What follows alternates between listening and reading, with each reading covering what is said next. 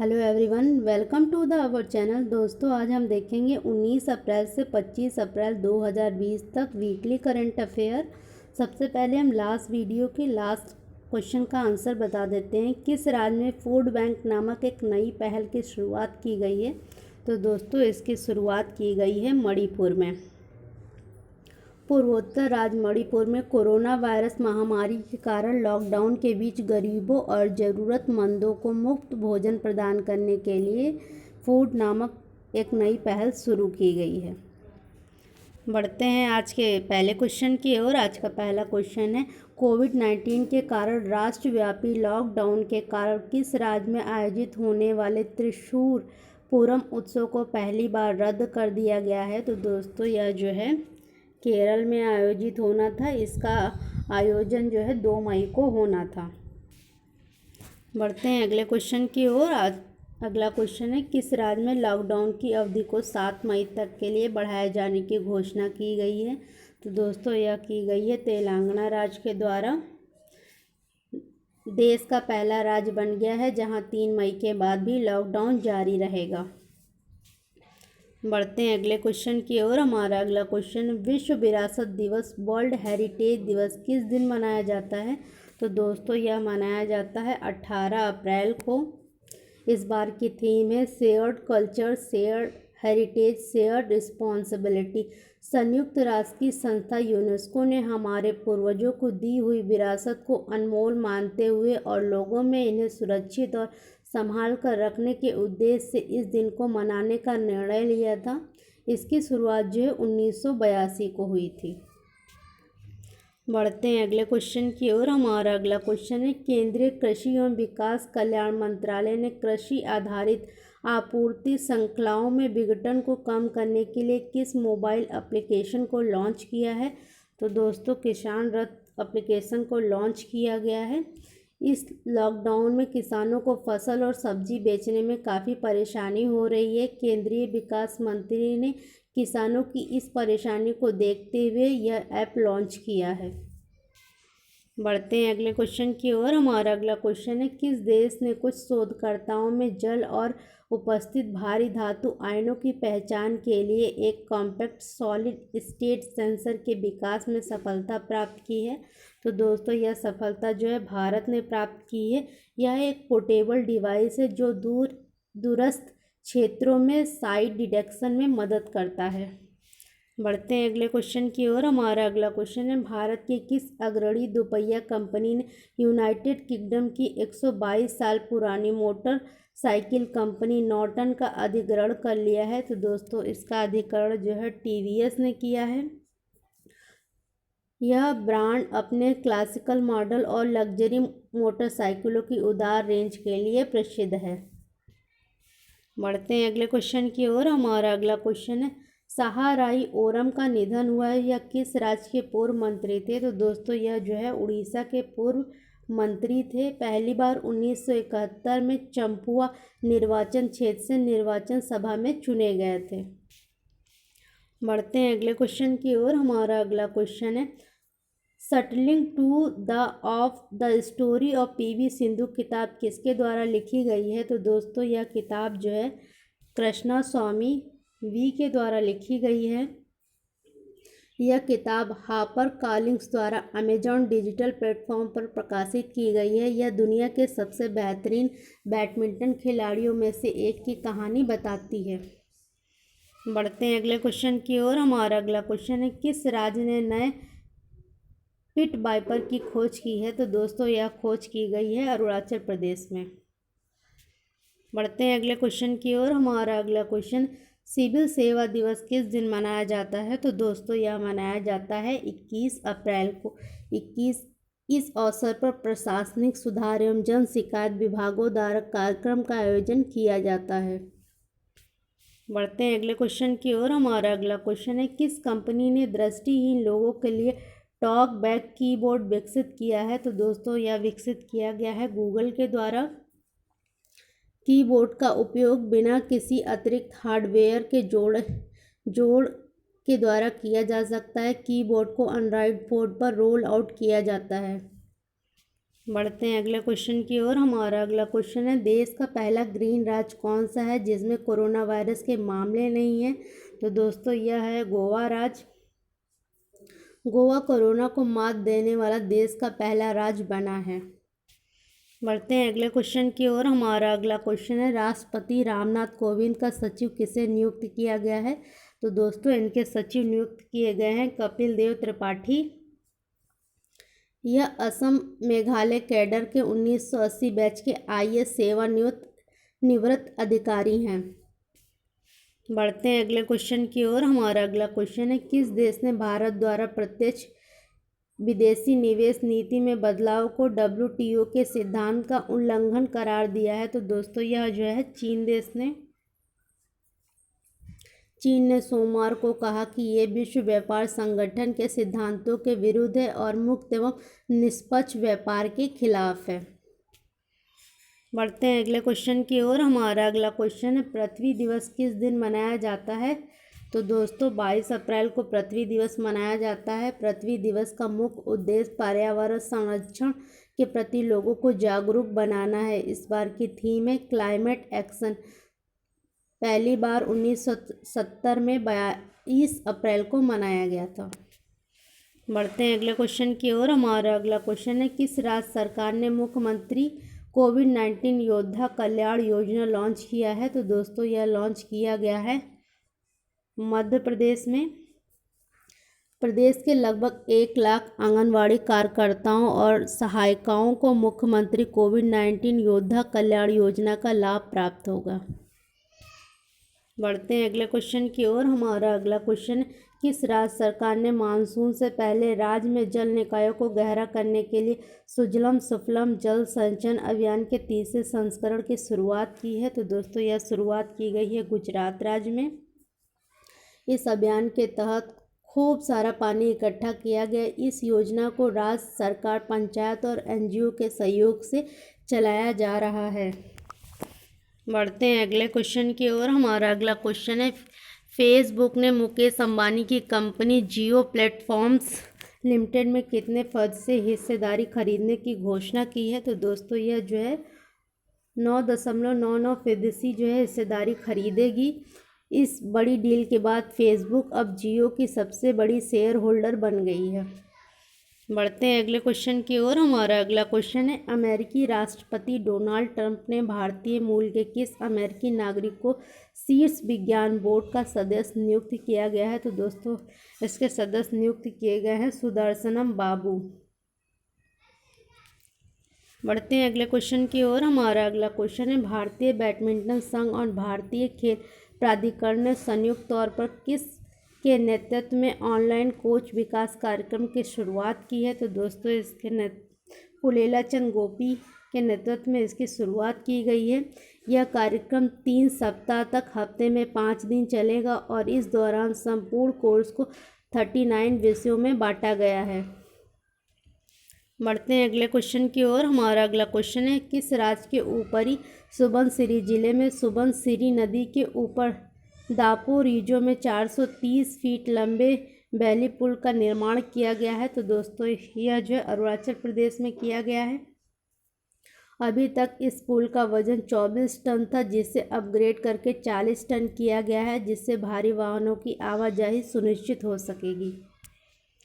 बढ़ते हैं अगले क्वेश्चन की ओर। हमारा अगला क्वेश्चन है, केंद्रीय वित्त मंत्री ने नई दिल्ली में वीडियो कॉन्फ्रेंस के माध्यम से किस बैंक के बोर्ड ऑफ गवर्नर्स की 5वीं वार्षिक बैठक में भाग लिया है? तो दोस्तों इन्होंने न्यू डेवलपमेंट बैंक की 5वीं वार्षिक बैठक में भाग लिया है। न्यू डेवलपमेंट बैंक को ब्रिक्स के सदस्यों द्वारा 2014 में स्थापित किया गया था।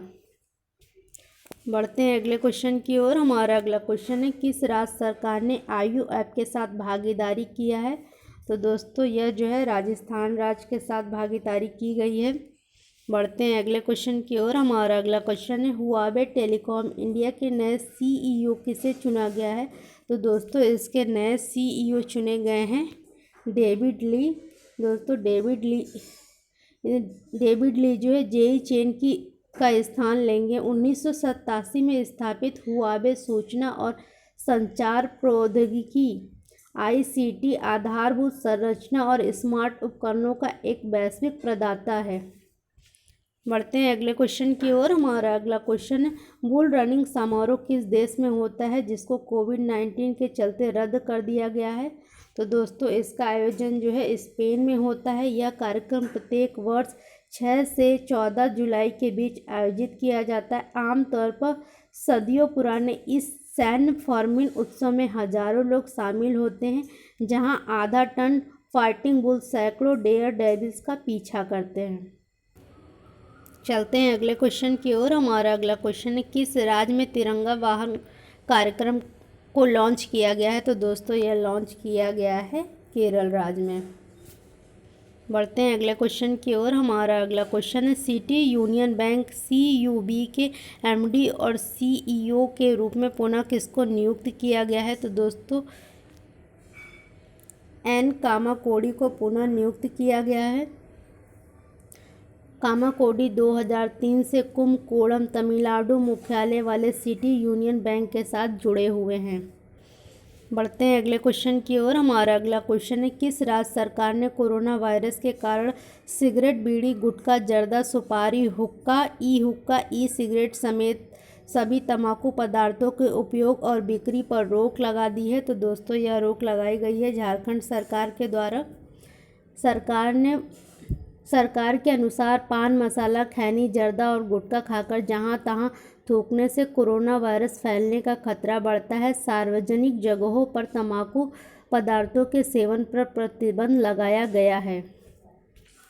बढ़ते हैं अगले क्वेश्चन की ओर। हमारा अगला क्वेश्चन है, सुप्रीम कोर्ट ने किस राज्य के अनुसूचित जनजाति ST उम्मीदवारों के लिए 100% आरक्षण देने वाले आदेश को निरस्त कर दिया है? तो दोस्तों यह निरस्त किया गया है आंध्र प्रदेश सरकार में। सुप्रीम कोर्ट ने फैसला दिया है कि अनुसूचित क्षेत्रों में स्थित स्कूलों में अनुसूचित जनजाति वर्ग से संबंधित शिक्षकों का 100% आरक्षण संवैधानिक रूप से अमान्य है। बढ़ते हैं अगले क्वेश्चन की ओर। हमारा अगला क्वेश्चन है, किस खिलाड़ी को विश्व बैडमिंटन महासंघ BWF के IM बैडमिंटन जागरूकता अभियान के लिए एम्बेसडर चुना गया है? तो दोस्तों इसके एम्बेसडर चुनी गई हैं PV सिंधु।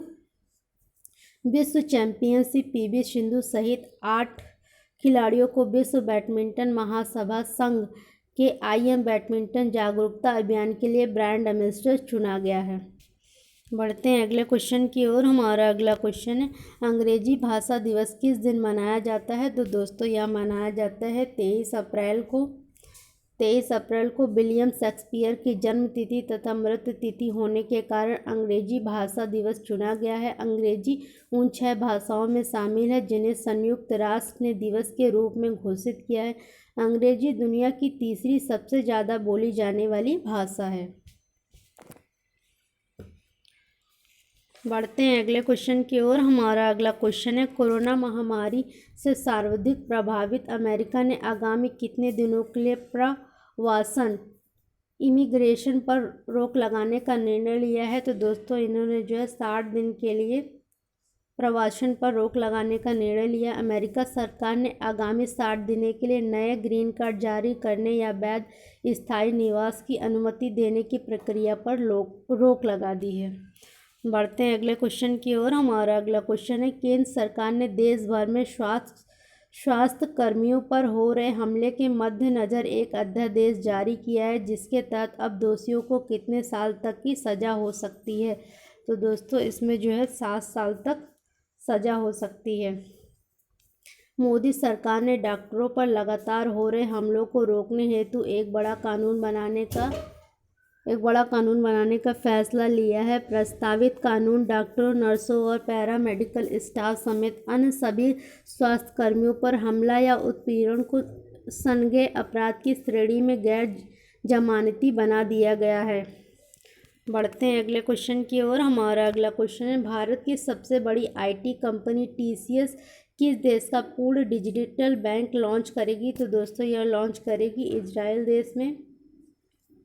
भारत की सबसे बड़ी आईटी कंपनी टीसीएस इजराइल का पहला डिजिटल बैंक लॉन्च करेगी। इजरायली वित्त मंत्रालय ने बैंकिंग सेवा ब्यूरो का निर्माण करने के लिए टीसीएस को चुना है, जिसका मकसद उसके बैंकिंग क्षेत्र में बदलाव लाना है।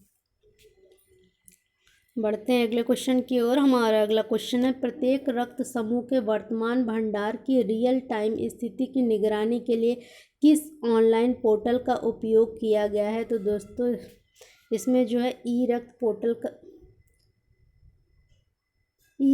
कोष पोर्टल का इस्तेमाल किया गया। ई रक्त कोष की शुरुआत 7 अप्रैल 2016 को केंद्रीय स्वास्थ्य एवं परिवार कल्याण मंत्रालय द्वारा की गई थी। यह एप्लीकेशन न केवल एक मोबाइल पर निकटतम ब्लड बैंक की जानकारी प्रदान करेगा, बल्कि किसी दिए गए क्षेत्र में विशेष रक्त समूह की उपलब्धता के बारे में भी बताएगा।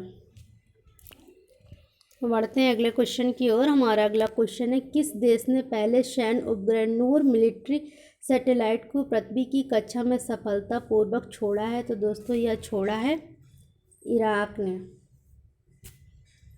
बढ़ते हैं अगले क्वेश्चन की ओर। हमारा अगला क्वेश्चन है, वर्ल्ड प्रेस फ्रीडम इंडेक्स में भारत को कौन सा स्थान प्राप्त हुआ है। तो दोस्तों इसमें भारत को जो है 142वां स्थान प्राप्त हुआ है। यह जो 180 देशों में से जो है भारत को 142वां स्थान प्राप्त हुआ है। पहले स्थान पर है नॉर्वे और सेकंड स्थान पे है फिनलैंड। अंतर्राष्ट्रीय संस्था रिपोर्टर विदाउट बॉर्डर्स द्वारा 20 अप्रैल 2020 को विश्व प्रेस स्वतंत्रता सूचकांक 2020 रिपोर्ट जारी की गई। बढ़ते हैं अगले क्वेश्चन की ओर। हमारा अगला क्वेश्चन है, विश्व पुस्तक और कॉपीराइट दिवस किस दिन मनाया जाता है। तो दोस्तों यह मनाया जाता है 23 अप्रैल को। दोस्तों इस बार की थीम है share A millions of story. आजकल लोगों और किताबों के बीच दूरी बढ़ती जा रही, इसी दूरी को कम करने के उद्देश्य से विश्व पुस्तक दिवस मनाया जाता है। इसका आयोजन यूनेस्को द्वारा किया जाता है। पहली बार यह 23 अप्रैल 1995 को मनाया गया था। बढ़ते हैं अगले क्वेश्चन की ओर। हमारा अगला क्वेश्चन है, राष्ट्रीय पंचायती राज दिवस किस दिन मनाया जाता है। तो दोस्तों यह मनाया जाता है 24 अप्रैल को, और दोस्तों इसकी शुरुआत हुई थी 2010 में। बढ़ते हैं अगले क्वेश्चन की ओर। हमारा अगला क्वेश्चन है, किस राज्य के मुख्यमंत्री ने कोरोना वायरस महामारी के बीच राज्य में रिपोर्टिंग करने वाले सभी पत्रकारों को 10 लाख रुपए का बीमा देगी। तो दोस्तों यह देगी हरियाणा सरकार। बढ़ते हैं अगले क्वेश्चन की ओर। हमारा अगला क्वेश्चन है, फिच रेटिंग्स के अनुसार 2020-21 में भारत की आर्थिक वृद्धि दर का अनुमान घटकर कितने प्रतिशत तक कर दिया गया है। तो दोस्तों यह कर दिया गया है 0.8%। कोरोना वायरस महामारी के चलते लागू किए गए लॉकडाउन और वैश्विक आर्थिक मंदी के कारण ऐसा किया गया था। बढ़ते हैं अगले क्वेश्चन की ओर। हमारा अगला क्वेश्चन है, किस राज्य के एक महिला प्रवर्तक डी वासनी बाई ने क्रॉस क्वालिफिकेशन के जरिए अधिक बाजार मूल्य वाले फूल एथुलियम की 10 किस्मों का विकसित किया है। तो दोस्तों यह जो है केरल राज्य की महिला हैं। एंथुरियम रंगों की एक व्यापक श्रृंखला में उपलब्ध सुंदर दिखने वाले पौधों का एक विशाल समूह है। इसका उपयोग घरों के भीतर सजावटी पौधों के रूप में किया जाता है, जिसके कारण इसकी विभिन्न किस्मों की मांग अधिक है। बढ़ते हैं अगले क्वेश्चन की ओर। हमारा अगला क्वेश्चन है, ई लर्निंग सामग्री की बढ़ती आवश्यकता के कारण किसने विद्यादान 2.0 लॉन्च किया है। तो दोस्तों यह लॉन्च किया गया है रमेश पोखरियाल निशंक के द्वारा। यह स्कूल और उच्च शिक्षा दोनों छात्रों के लिए ई लर्निंग सामग्री की बढ़ती आवश्यकता के कारण लॉन्च किया गया है।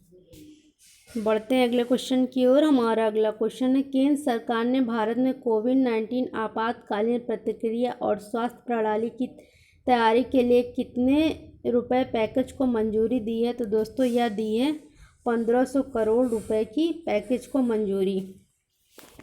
बढ़ते हैं अगले क्वेश्चन की ओर। हमारा अगला क्वेश्चन है, देश का पहला राज्य कौन सा है जिसमें जियो टैग प्राप्त सामुदायिक रसोई घर है? तो दोस्तों यह राज्य है उत्तर प्रदेश। बढ़ते हैं अगले क्वेश्चन की ओर। हमारा अगला क्वेश्चन है, international motorcycle manufacturers association IMMA के नए अध्यक्ष किसको चुना गया है? तो दोस्तों इसके नए अध्यक्ष चुने गए हैं रमेश शर्मा। बढ़ते हैं अगले क्वेश्चन की ओर। हमारा अगला क्वेश्चन है, किस देश ने औषधीय और औद्योगिक उपयोग के लिए भांग की खेती को वैध बनाने वाले एक कानून को मंजूरी दी है? तो दोस्तों यह मंजूरी दी गई है लेबनान के द्वारा। यह निर्णय जो लेबनान को भांग की खेती को वैध बनाने वाला पहला अरब देश बनाता है, ऋणग्रस्त राज्य के लिए आर्थिक प्रोत्साहन प्रदान करता है। बढ़ते हैं अगले क्वेश्चन की ओर। हमारा अगला क्वेश्चन है, नासा द्वारा प्रकाशित उपग्रह के आंकड़ों के अनुसार उत्तरी भारत में वायु प्रदूषण 2020 के इस समय में कितने साल के नीचे स्तर पर गिरा है? तो दोस्तों यह जो है 20 साल के निचले स्तर पर गिरा है। दोस्तों कोरोना के कारण ऐसा हुआ है।